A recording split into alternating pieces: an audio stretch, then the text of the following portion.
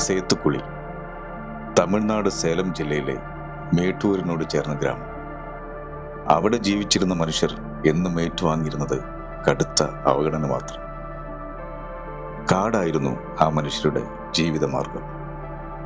അവരുടെ പ്രശ്നങ്ങൾ കേൾക്കാൻ ആരും ആ ഗ്രാമത്തിലെത്തിയിരുന്നില്ല. പട്ടിണിയും പരിവട്ടവുമായി കുറെ മനുഷ്യർ അവിടെ കഴിഞ്ഞു.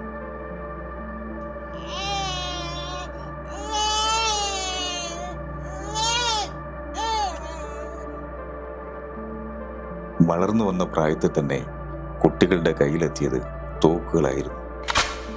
കുഞ്ഞിക്കൈകളിൽ നാടൻ തോക്കുമായി അവർ കാട് കയറി. വെടിയൊച്ചകൾ കേട്ട് അവർ വളർന്നു. ഇവനാണ് ഗോവിന്ദൻ, കാട്ടുകൊള്ളക്കാരൻ വീരപ്പന്റെ വലം കൈയായി പിന്നീട് മാറിയ സേത്തുക്കുളി ഗോവിന്ദൻ. കാളിയണ്ണൻ ആന്ധായി ദമ്പതികളുടെ 9 മക്കളിൽ ഇളയ മകൻ. വീരപ്പൻ, മാന്തയ്യ, ചിന്നറാസ്, കുളന്തപ്പയ്യൻ എന്നീ സഹോദരന്മാരും പൂപ്പായി, രാസമ്മ എന്നീ സഹോദരിമാരുമായിരുന്നു ഗോവിന്ദനുണ്ടായിരുന്നത്. 2 പേര് കുഞ്ഞിലെ മരണപ്പെടുകയും ചെയ്തു. ചെറുപ്പത്തിൽ മരം മുറിക്കാനും നായാട്ടിനായും ഗോവിന്ദൻ സഹോദരന്മാർക്കൊപ്പം കാട്ടിൽ പോകുമായിരുന്നു. അവിടെ വെച്ച് ഒരു നാൾ സാക്ഷാൽ കൂസ് മുനിസ്വാമി വീരപ്പനെ ആദ്യമായി കണ്ടു.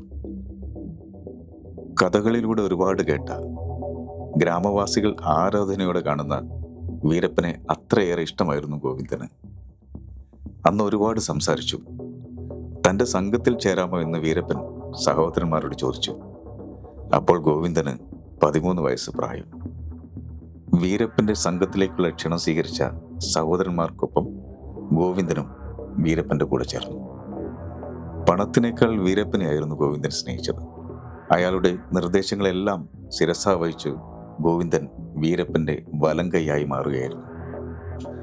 പിന്നീട് വീരപ്പന്റെ ആനവേട്ട കണ്ടു ഭയന്ന മൂത്ത സഹോദരൻ സംഘം ഉപേക്ഷിച്ച് നാട്ടിലേക്ക് മടങ്ങി. കുളന്തപ്പയ്യനും ചിന്നറാസും സ്വന്തമായി കച്ചവടം ചെയ്യാൻ തുടങ്ങി. എന്നാൽ സേത്തുക്കുളി ഗോവിന്ദൻ വീരപ്പനെ വിട്ടുപോയില്ല. അയാൾ സ്വന്തം ജീവനേക്കാളും വീരപ്പനെ സ്നേഹിച്ചു, കൂടെ നിന്നു. சேத்துக்குழி கோவின் ஒரு 13-14 வயசு சின்ன பையனா இருக்கும்போது വീരപ്പനോട് ടച്ചിൽ இருக்கார். നാടിനെ അറിഞ്ഞതിലും കൂടുതൽ സേത്തുക്കുളി അറിഞ്ഞത് കാടിനായിരുന്നു. കാട്ടുവഴികളും മലകളും മനപ്പാടമായിരുന്നു വീരപ്പനും സേത്തുക്കുളിക്കും. തുടർന്ന് കാട്ടിലൊരു വലിയ സാമ്രാജ്യം തന്നെ അവർ പടുത്തുയർത്തി. ரொம்ப நம்பிக்கை உள்ளானா, ரொம்ப ஐக்கியம் உள்ளாள். வேற கெட்ட பழக்கம், ஸ்மோக்கிங், ட்ரிங்க்ஸ் அதெல்லாம் எதுவும் கிடையாது. சேத்துக்குழி பேச மாட்டான், அப்படியே வாட்ச் பண்ணிகிட்டே இருக்கக்கூடிய ஒரு கேரக்டர். அந்த வகையில் கொஞ்சம் எக்ஸ்ட்ரா ஆக்டிவிட்டி சொல்கிறார் நம்பர் വീരപ്പനുடைய ലെഫ്റ്റ് ഹാൻഡ്. വീരപ്പന്റെ ക്രൂരതകൾ ഓരോന്നായി പുറംലോകം അറിഞ്ഞപ്പോൾ എല്ലാറ്റിനും കൂട്ടായി സേത്തുക്കുളി ഉണ്ടായിരുന്നു. അണ്ണ എന്നായിരുന്നു വീരപ്പനെ സേത്തുക്കുളി വിളിച്ചിരുന്നത്. വീരപ്പന്റെ നോട്ടത്തിൽ നിന്ന് പോലും ഗോവിന്ദന് ലക്ഷ്യം മനസ്സിലാകുമായിരുന്നു. മൃഗങ്ങളുടെ ശബ്ദം, പക്ഷികളുടെ നീക്കങ്ങൾ എല്ലാം നോക്കി ഗോവിന്ദൻ വീരപ്പന് വഴിയൊരുക്കി. മിതഭാഷിയായി സേത്തുക്കുളി മനസ്സ് തുറന്നിരുന്നത് വീരപ്പനോട് മാത്രമായിരുന്നു.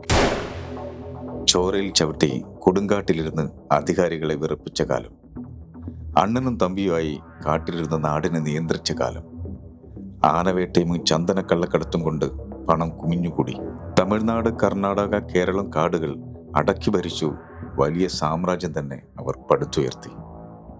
വീരപ്പന്റെ സ്നേഹപൂർവ്വമുള്ള നിർബന്ധത്തിന് വഴങ്ങി ഗോവിന്ദൻ പെരുമാളിനെ വിവാഹം കഴിച്ചു. 3 മക്കൾ. പോലീസിന്റെ കണ്ണുകൾ പുറകെ തന്നെ ഉണ്ടായിരുന്നതിനാൽ അപൂർവമായി മാത്രമേ പെരുമാളിനെ കാണാൻ ഗോവിന്ദൻ എത്തിയുള്ളൂ. വീരപ്പന്റെ സംഘബലം കുറഞ്ഞു വന്ന കാലം, രാജ്കുമാർ തട്ടിക്കൊണ്ടുപോകലും എല്ലാം വീരപ്പന് തിരിച്ചടിയായി മാറുന്ന സമയം. കാഴ്ചശക്തി കുറഞ്ഞ വീരപ്പന് കൂട്ടായി അന്നും കൂടെ ഉണ്ടായിരുന്നത് സേത്തുക്കുളി ഗോവിന്ദനായിരുന്നു. ഒരു ഇല അനങ്ങിയാൽ അപ്പോൾ വീരപ്പനും സേത്തുക്കുളി ഗോവിന്ദനും അറിയും. ഒരു ഇല അനങ്ങിയാൽ മതി. അണ്ണന് ഒരു ശക്തിക്കും വിട്ടുകൊടുക്കാതെ സേത്തുക്കുളി പരിചയമായി നിന്നു. അണ്ണനെ വിട്ടുള്ള ഒരു ജീവിതം ഗോവിന്ദനില്ലായിരുന്നു. 2004 പോലീസിന്റെ വെടിയേറ്റ് വീരപ്പൻ കൊല്ലപ്പെടുമ്പോഴും ആംബുലൻസ് വാനിൽ ഗോവിന്ദന്റെ കൈ വീരപ്പനെ ചേർത്ത് പിടിച്ചിരുന്നു. അണ്ണനെ ചേർത്ത് പിടിച്ചാണ് സേത്തുക്കുളി മരണത്തിന് കീഴടങ്ങുന്നത്. சாகும்போது சேத்துக்குழி கோவிந்தனுக்கு ஒரு 36 37 அந்த ஏஜ் இருக்கும். വീരപ്പണിക്ക് 54. ക്രൂരതയുടെ പര്യായമായാണ് വീരപ്പൻ സേത്തുകുളി സഖ്യം അറിയപ്പെടുന്നത്. എന്നാൽ കാടിനോട് ചേർന്ന ഗ്രാമവാസികൾ ഇന്നും സ്നേഹത്തോടെ ഇവർ ഓർക്കുന്നുണ്ട്.